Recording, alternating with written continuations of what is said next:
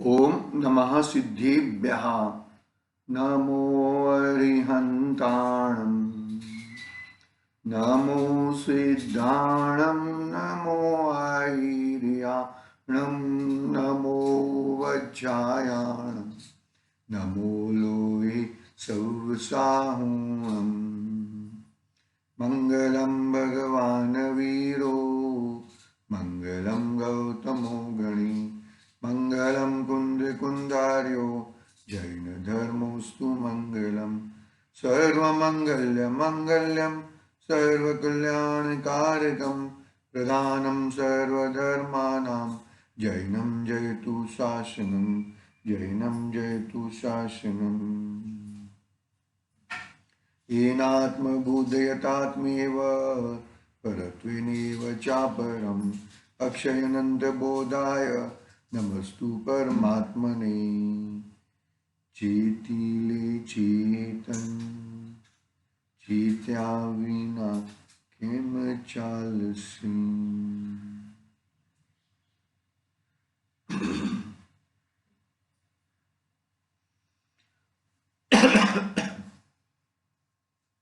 समाधि तंत्र पूज्यपाद स्वामी का एक महान ग्रंथ अध्यात्म प्रेरित अपने सामने विराजमान है। कल हमने 51 नंबर की गाथा पूर्ण की थी। उसमें यह बात आई कि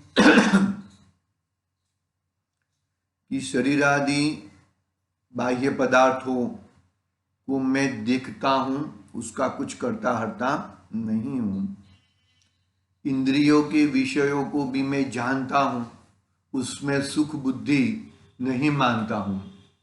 कल हमने जितेंद्रिय जिन जो सोमेश्वर ग्रंथाधिराज की 31 नंबर की गाथा है कि जिन्होंने अपने आत्म स्वभाव से द्रव्येंद्रिय भावेंद्रिय और इंद्रियों ना विषयभूत पदार्थों के ऊपर जिन्होंने विजय प्राप्त की है, उनके ख्यालों में ये तीन चीजें नहीं है। और क्या ख्यालों में क्या है कि अपना आत्म वैभव, अपना आत्मस्वरूप है, वही जितेंद्रिय जिन है। वो उसके साथ एक गाथा का कंपैरिजन किया था। फिर आगे यहाँ पर 52 नंबर की गाथा, 52 नंबर की गाथा में आचार्य देव क्या कहना चाहते हैं वो पढ़ते हैं। हम पढ़ने से थोड़ा और मालूम पड़ेगा। गाथा क्रमांक 52, पेज क्रमांक 101, समाधि तंत्र।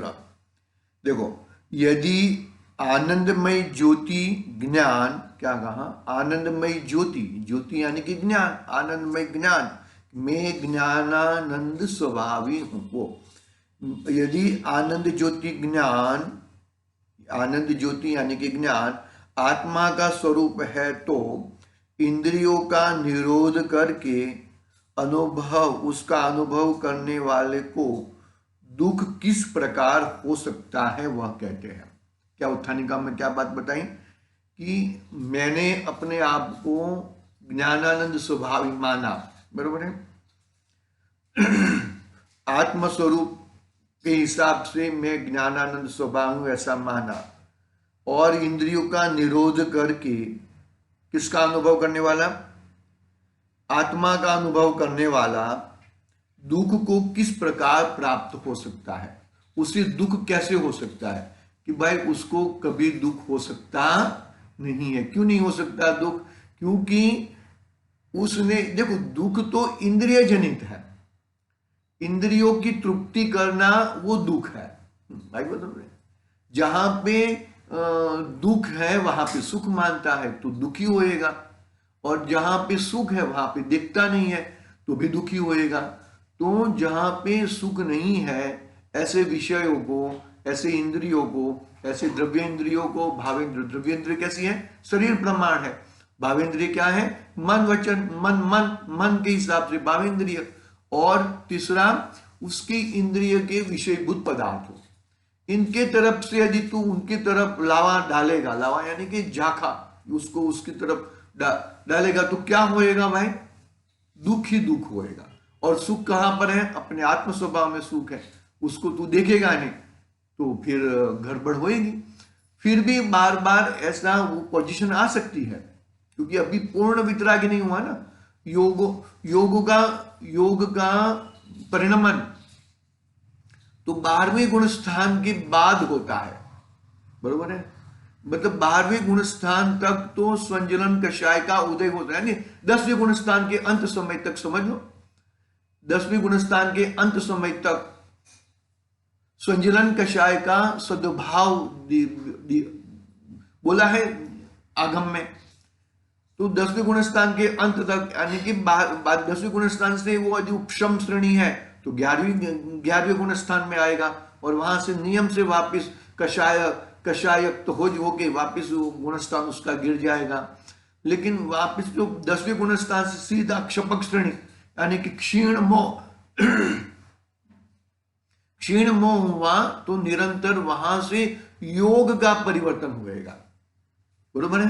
यानी कि 13वें गुण स्थान में योग का है। वहां पे मुनिराज है, मुनिराज की गुप्ती है, नहीं ऐसा नहीं है। मन योग, वचन योग, काय योग से रहित है, लेकिन फिर भी कषाय है ना, कषाय है, संजलन कषाय है, तो वो हिसाब से मन योग, वचन योग, काय योग आ सकते हैं। और यहां पर 10वें गुण स्थान में अंत में संजलन कषाय का नाश हो जाता है, सूक्ष्म लोक भी नाश हो जाता है। तो क्या हुआ कि भाई वहां पर फिर योग का परिणमन चालू होएगा। कषाय नष्ट हो गई है। तो कहने का भावार्थ यहां पर क्या कहना चाहते हैं, देखो गाथा पढ़ते हैं हम, गाथा क्रमांक 52। सुखमारब्ध योगस्य बहिर्दुःखमथाय आत्मीना बहिरेवा सुखम सौख्य मध्यात्म भावित्मानः। क्या देखो हिंदी अनुवाद पढ़ता हूं। बाहर सुख भासे प्रथम, दुख भासे निज माहि, बाहर दुख निज माहि, सुख भासे अनुभव माहि। क्या कहते हैं? बाहर सुख भासे प्रथम, दुख भासे निज माहि, बाहर दुख निज माहि, सुख भासे अनुभव माहि। क्या कहा कि जो बाहर में दुख को अनुभव करता है, बाहर में सुख का, सॉरी पहले क्या, बाहर सुख भासे प्रथम, पहले बाहर में जो जिसको सुख भासता था उसको निज में दुख दिख रहा था। अभी जिसने बाहर में दुख देखा उसको निज में सुख हुआ। और ऐसे कौन है कि अनुभवी जीव ही है। श्रीमद राजचंद्र जी को याद करेंगे तो पहले बताया कि पहले तो आपका बाहर का बगीचा बहुत फूल फल रहा था, तो बोल रहे हैं, उन्होंने बताया कि पहले मैं बाहर के बगीचे को पानी पिला रहा था, अभी मैं अंदर के बगीचे को पानी पिला रहा हूं, तो अंदर का बगीचा फूल फल वाला है और बाहर का बगीचा सूख रहा है। ऐसे ज्ञानी अनुभवी जीव इस तरह से अपना व्यवहार चलाते हैं, अपना जीवन चलाते हैं। क्या है? क्या हुआ कि बाहर के बगीचे को क्या कहते हैं यहाँ पे, बाहर सुख भासे प्रथम, जिसको पहले बाहर में सुख भास रहा था वही जीव को अंदर में दुख भास रहा था। देखो मुझे विषयों में सुख है, यानी कि मैं आत्मा में सुख नहीं मानता हूं। यदि मुझे आत्मा में सुख है तो मैं विषयों में सुख नहीं मानूंगा, क्योंकि देखो सुख तो एक ही जगह से प्राप्त होने वाला है। पहले तूने विषयों में सुख माना था तो आत्मिक सुख नहीं भान था, अभी तूने आत्मिक सुख भान किया तो विषयों का सुख निकल जाएगा, हट जाएगा। तो भाई एक ही बात है ना, बात एक ही है, यानी कि क्या कि सुख तुझे प्राप्त करना है, वो विषयों में तो सुख था ही नहीं, वो तो दुख था। तो अनादि से विषयों में तो लटपट है, तो भी सुख कहां मिला, सुख कहां पूर्ण हुआ।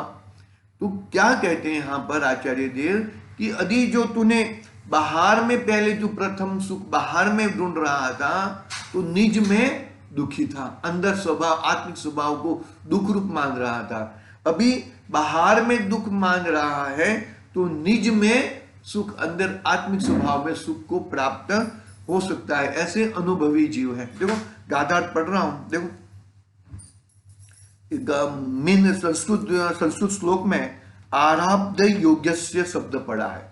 आराब्ध योग्यस्य, देखो पहला है ना, सुख मारब्ध मारभ्य योग्यस्य, उसका क्या अर्थ कहते हैं? देखो योग का अभ्यास शुरू करने वाले को, योग का अभ्यास यानी कि मन योग, वचन योग और काय योग, गुप्ती में आने वाला जीव, मन का व्यापार, वचन का व्यापार, काय का व्यापार से रहित, बरोबर है। देखो योग का अभ्यास शुरू करने वाले को बाह्य विषयों में सुख मालूम होता है और आत्मस्वरूप की भावना में दुख प्रतीति होता है। जिसने गुप्ती को धारण नहीं किया, जिसने मन योग, वचन योग और काय योग का व्यापार कंटिन्यू रखा है, ऐसे जीवों को विषयों में सुख मालूम पड़ता है और आत्मा में सुख मालूम नहीं पड़ता। आत्मा में दुख प्रतीत होता है।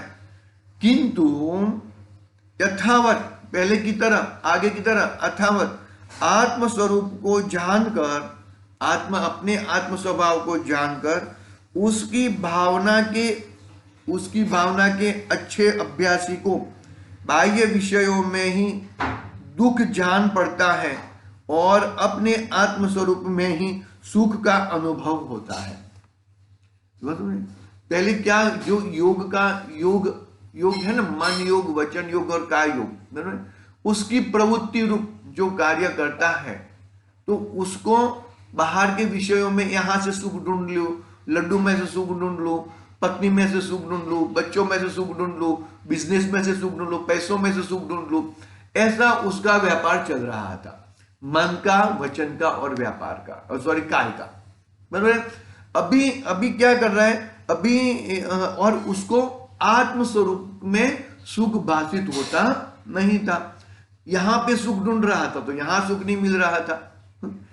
यहां पे तो सुखाभास है, विषयों में तो सुखाभास है, सुख है ही नहीं। हकीकत में सुख है ही नहीं। वो कुत्ता हड्डी चबाता है ना, तो क्या मानता है कि मुझे हड्डी में से रुधिर लोही आ रहा है, ऐसा मान रहा था, लेकिन हकीकत में उसके जड़वा पड़ रहा था। ऐसे ही है विषयों के सुख, ऐसे ही है। जो वहां से सुख मान रहा है, हकीकत में बाद में वो दुख के कारण हो जाते हैं। और जो आदि, मध्य और अंत में, शुरुआत में, मध्य में और अंत में जहां पे दुख ही दुख होता हो, वहां पे सुख कैसा? लेकिन उसकी भ्रम के कारण वहां से सुख मांग रहा था, और भ्रम टूट गया, भ्रम दूर हो गया, तो उसने क्या किया भाई, उसने बहुत ही सुंदर बात कर दी, अपने आत्म स्वभाव में आ गया। देखो क्या कहते हैं, योग का अभ्यास शुरू करने वाले को बाह्य विषयों में सुख मालूम होता है और आत्मस्वरूप की भावना में दुख प्रतीत होता है। आत्मस्वरूप भावना में दुख प्रतीत होता है, किंतु यथावत आत्मस्वरूप को जानकर सभी भावनाओं के अच्छे अभ्यासी को बाह्य विषयों में ही दुख जान पड़ता है और अपने आत्मस्वरूप में ही सुख का अनुभव होता है। जिसने ऐसा मान ला कि विषयों में सुख नहीं है, तो फिर सुख अपने आत्म स्वभाव में है। दो ही जगह है, तो बाहर रहो या अंदर रहो। बाहर रहोगे तो वो सुखाभास है, भ्रम से सुख मानते हो, और अंदर रहोगे तो अपनी चीज है, अपना आत्म वैभव है, अपना आत्म स्वभाव है, अपना सुख का दरिया है, तो वहां से तो सुख निरंतर आते ही रहेगा। दरिया में से एक लोटा पानी निकालो, क्या कितना भी निकालो, दरिया को कुछ फर्क पड़ता नहीं है। ऐसा ही है भाई। देखो क्या कहते हैं, देखो दुख प्रतीत होता है, किंतु यथावत आत्मस्वरूप को जानकर उसकी भावना के अच्छे अभ्यासी बाह्य विषयों में दुख जान पड़ता है और अपने आत्म स्वरूप में ही सुख का अनुभव करता है। अपने आत्म स्वरूप में ही सुख का अनुभव करता है। आगे बढ़ते हैं, हम टीका प्रारंभ करते हैं। मतलब क्या हुआ कि जो आनंदमय ज्योति यानी कि ज्ञान वो आत्मा का स्वरूप में है, आत्मा के स्वरूप में है, और तो इंद्रियों का निरोध करके, इंद्रियों का निरोध करेगा, इंद्रियों का तिरस्कार, इंद्रियों को आवकार नहीं देगा। इंद्रिय फिर भी मांगेगी, लेकिन इंद्रियों के इंद्रिय ज्ञान को ठुकराएगा और आत्मिक ज्ञान को आगे लाएगा। वैसा कौन सा जीव है कि जिसको दुख होता है?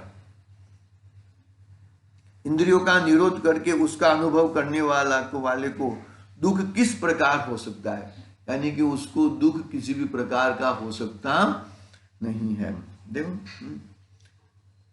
यथावत आत्मस्वरूप को जानकर उसकी भावना में अच्छे अभ्यासी को बाह्य विषयों में ही दुख जान पड़ता है और अपने आत्मस्वरूप में ही सुख का अनुभव होता है। अपने आत्मस्वरूप में ही सुख का अनुभव होता है। टीका पढ़ते हैं।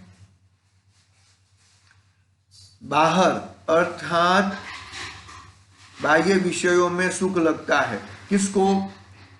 योग का आरंभ करने वाले को। योग का आरंभ करने वाले यानी कि मन योग, वचन योग, काय योग को करने वाले को। देखो, अर्थात प्रथम बार आत्मस्वरूप की भावना के अभ्यासी को। और कहते हैं कि आत्मा में अर्थात आत्मस्वरूप में उसकी भावना में दुख कठिनता लगता है, परंतु भावितात्मा को अर्थात यथावत जाने हुए आत्मस्वरूप की उसकी भावना के अभ्यासी को बाह्य में ही अर्थात बाह्य विषयों में ही असुख यानी कि दुख भाषित होता है। और कहते हैं कि आत्मा में अर्थात उसके आध्यात्म स्वरूप में ही उसकी भावना में ही सुख लगता है। क्या कहा? देखो,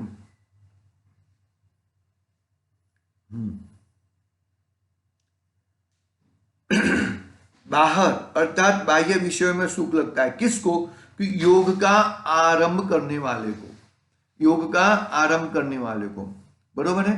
अर्थात प्रथम बार आत्मस्वरूप की भावना के अभ्यासी को। इसमें देखो क्या कहा आगे, पहला लाइन में बाह्य विषयों में सुख लगता है किसको? कि योग का आरंभ करने वाले को। मन योग, वचन योग, काय योग में अपनी बुद्धि को लगाने वाले को। मन से मैं सुखी हो जाऊं, का वचन से, काय से बोला तो क्या हुआ? जो प्रथम बार अपने आत्म स्वभाव को, बरोबर, दो पहिया है ना, दो पहिए पे है। एक तो यहां पर मन योग, वचन योग, काय योग का व्यापार है, और साथ में आत्मा का। देखो, प्रथम बार आत्म स्वरूप की भावना के अभ्यासी को, बरोबर, जो आत्मा का अभ्यास कर रहा है उसको मन योग, वचन योग, काय योग से हटकर अपने आत्मिक आनंद में सुख लगेगा। लेकिन जिसने आत्मा का अभ्यास प्रारंभ नहीं किया है, ऐसे जीव को मन योग, वचन योग, काय योग में ही उसकी पूर्ति में ही उसके और नए नए नुस्खे में ही उसको सुख भाषित होता है। वो सुख नहीं है, हकीकत में दुख ही है। पहले ही कह दिया ना, आदि मध्य और अंत में जहां पे सुख की तो मात्रा नहीं है, दुख ही दुख हो। कोई विषय को याद किया तो वो दुख को याद किया तूने। कोई विषय में प्रारब्ध हुआ तो दुख में प्रारब्ध हुआ, ऐसा है। देखो क्या कहते हैं यहां पे, अर्थात प्रथम बार आत्मस्वरूप की भावना के अभ्यासी को। और कहते हैं आत्मा में अर्थात आत्मस्वरूप में उसकी भावना में दुख कठिनता लगता है, परंतु भावितात्मा को अर्थात यथावत हुए आत्मस्वरूप को, किसको? जो मन योग का व्यापार करता है, मन आदि इंद्रिया आदि में जो व्यापार करता है, उसको आत्मस्वरूप में दुख लगता है, बराबर वाह।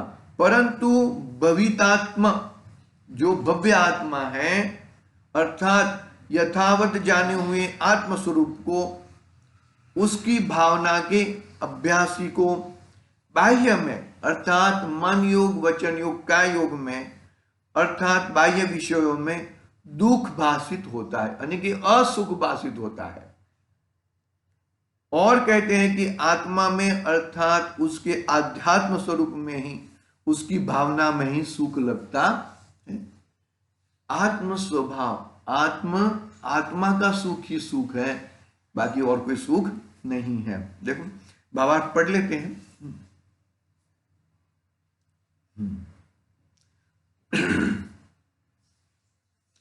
भावार्थ, योग का अर्थात आत्मस्वरूप को प्रथम बार अनुभव करने का आरंभ करने वाले को बाह्य विषयों में सुख जैसा लगता है, हाँ, और आत्मस्वरूप की भावना के अभ्यास में दुख जैसा ज्ञात होता है। वही बात है भावार्थ में भी। परंतु जब उसको परिपक्व अभ्यास से आत्मस्वरूप का यथार्थ रूप से ज्ञान होता है, तब उसको बाह्य विषय में असुख प्रतीति होती है और आत्मस्वरूप में सुख प्रतिभाषित होता है। जो बाहर में सुख ढूंढता है, उसको अंदर में दुख भाषित होता है। जो अंदर में सुख भाषित होता है, उसको बाहर आने की फुर्सत नहीं होती। निरंतर अंदर में जाने का प्रयास करते रहता है। आगे पढ़ लेते विशेष स्पष्टीकरण। योग का अभ्यास आरंभ करने वाले को पूर्व के संस्कार के कारण बाह्य विषयों की ओर का झुकाव शीघ्र नहीं छूटता और उससे उसको आत्मस्वरूप में रमना कठिन लगता है। शुरुआत में बुद्धिपूर्वक विषयों को छोड़ने पड़ेंगे और बुद्धिपूर्वक आत्मा में लगना पड़ेगा। लगेगा उसको जठराग्नि में है और मानो कि स्पर्श संबंधी विषयों में ठंडी लगेगी, मच्छर डांस आदि में, क्योंकि शरीर में माना है, शरीर मन द्वारा, वचन द्वारा बोलने का, रात्रि में बोलने का नहीं है, और किसी के साथ बातें करो, बरोबर शुरुआत में ऐसा होता है। तो और काय के द्वारा, तो पूर्व संस्कार ऐसे हैं, बाह्य विषय की ओर झुकाव शीघ्र नहीं छूटता, बाह्य विषय जल्दी छूटते नहीं है, उससे उसको आत्मस्वरूप में रमना कठिन लगता है, क्योंकि आत्मा में एकाग्रता लगता नहीं। आत्मा में एकाग्रता करने के लिए जाता है तो बाहर की बहुत सारी चीजें उसके सामने आ जाती हैं, वापिस एकाग्र करने लगते हैं और आ जाती है। ये जैसा निरंतर चलते रहता है, और ये बुद्धिपूर्वक, और एक बार ऐसा अबुद्धिपूर्वक, यानी कि विकल्प से निर्विकल्प की ओर। पहले विकल्प से आत्मा को पकड़ना चाहता था, एक समय ऐसा आ जाता है कि वो निर्विकल्प हो जाता है, और वही संवर है, वही आत्मज्ञान है। निर्विकल्प यानी कि क्या? शुष्क नहीं, आत्मा जड़ स्वरूप नहीं हो जाता है, लेकिन ऐसा विकल्प में मैं आत्मा हूं, मैं शरीर हूं, शरीर तो छूट गया, मैं आत्मा हूं, ऐसा विकल्प भी नहीं, बस मैं हूं। ये मुख्य मार्ग प्रकाशक में आया, जो तिर्यंच संज्ञी पंचेंद्रिय तिर्यंच जीव है, वो उनको तो सात तत्व का अभ्यास नहीं रहता, सात तत्व का उनको मालूम नहीं रहता है, तो क्या है, कैसे जानते हैं वो कि ये मैं हूं और ये मैं नहीं हूं, ये भले हैं और ये बुरे हैं। इतना निरंतर अभ्यास रहता है, और ऐसे अभ्यास से वो चतुर्गुण स्थान और पंचम गुण स्थान प्राप्त कर लेते हैं। संज्ञी पंचेंद्रिय जीव हो, संज्ञी पंचेंद्रिय जीव तिर्यंच गति के, सात तत्व का अभ्यास नहीं है, सात तत्व के नाम नहीं मालूम, सात तत्व में क्या होता, लेकिन ये मैं नहीं हूं और ये मैं हूं, ये भले हैं और ये बुरे हैं। इतने मात्र से उसको संवर की प्राप्ति होती है। देखो आगे पढ़ते हैं। जब उसको आत्म भावना का अभ्यास परिपक्व होता है और वह स्वरूप में स्थिर होता है, तब उसको अतीन्द्रिय आनंद का अनुभव होता है। अब उसको समस्त बाह्य विषयों निरस लगते हैं, उसकी रुचि उनसे उड़ जाती है और आत्मस्वरूप में ही विहरना रुचता है। कहाँ रहना रुचता है? अपने स्वभाव में। अरे शांति है। देखो उसके लिए अमृतचंद्र आचार्य देव ने श्लोक लिखा, एकथमपि मुत्वा। बहुत ही सुंदर कि तू ऐसा अभ्यास निरंतर चालू रख। यदि ईमानदारी पूर्वक ऐसा अभ्यास करेगा तो आचार्य देव कहते हैं कि 6 महीने के अंदर तुझे आत्मिक स्वरूप, आत्मा का स्वरूप ज्ञात होएगा, आत्मा का स्वरूप तुझे प्राप्त होएगा ईमानदारी पूर्वक।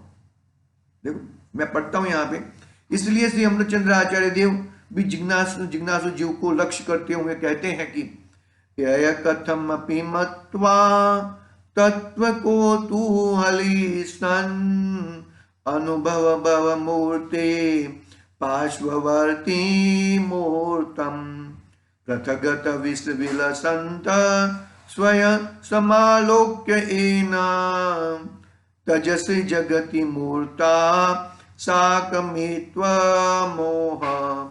हे भाई, तू किसी भी प्रकार महाकष्ट से अथवा मर कर भी तत्व का कौतूहली बन और शरीर आदि मूर्त द्रव्यों का एक मुहूर्त 2 घड़ी पड़ोसी होकर उनसे भिन्न ऐसे तेरे आत्मा का अनुभव कर। तेरे आत्मा के चैतन्य विलास को देखते ही यह शरीरादिक मूर्तिक पुद्गल द्रव्यों के साथ एक पने का तेरा मोह छूट जाएगा। कितना कहा? एक मुहूर्त, 2 घड़ी। 24-24 मिनट की घड़ी होती है ना, एक मुहूर्त यानी कि 48 मिनट। मैं तो 6 महीना कहा, श्रीमद राजचंद्र साहब ने 6 महीने कहे थे। यहां पर अमृतचंद्र आचार्य देव कहते हैं कि 2 घड़ी, एक अंतर मुहूर्त। यदि तू अपने आत्म स्वभाव के साथ रहेगा, तू मैं, तू मैं, यही करना है। क्या कहते हैं? 2 घड़ी। देखो वापिस मैं पढ़ लेता हूं यार। हे भाई, तू किसी भी प्रकार महाकष्ट से अथवा मर कर भी तत्व का कौतूहली बन और शरीरादि मूर्त द्रव्यों का एक मुहूर्त 2 घड़ी पाड़ोसी होकर उनसे भिन्न ऐसे तेरे आत्मा का अनुभव कर। तेरे आत्मा की चैतन्य विलास को देखते ही यह शरीरादि मूर्तिक पुद्गल द्रव्यों के साथ एक पने का तेरा मोह छूट जाएगा। तेरा मोह छूट जाएगा। एक अंतर मुहूर्त कर सकती हो गया। ईमानदारी पूर्वक करना है हमें, और ईमानदारी पूर्वक हमने कार्य किया तो ही हमारा कल्याण होएगा। इस तरह अपना 52 नंबर की गाथा पूरी हुई है। बहुत ही सुंदर कलश का कोटेशन आया। ऐसा होता है कि हमारा पुरुषत्व गमाया पर प्रभुवर, हमने हमारा पुरुषत्व यानी कि आत्मात्व, पुरुषत्व यानी कि आत्मात्व हमने पर पदार्थों के लिए घुमाया है। अभी अपने लिए वो पुरुषत्व अपने लिए कर। अंतर मुहूर्त के लिए यदि अपना कार्य करेगा तो तुझे आत्म भावना होएगी, आत्मिक ज्ञान होएगा और तेरा प्रथम पड़ाव यानी कि चतुर्गुण स्थान में जरूर आएगा। ऐसी भावना के साथ हम आप की बात पूरी करते हैं आज के लिए। ओम नमः सिद्धि व्याह। निज निधि निज में बताई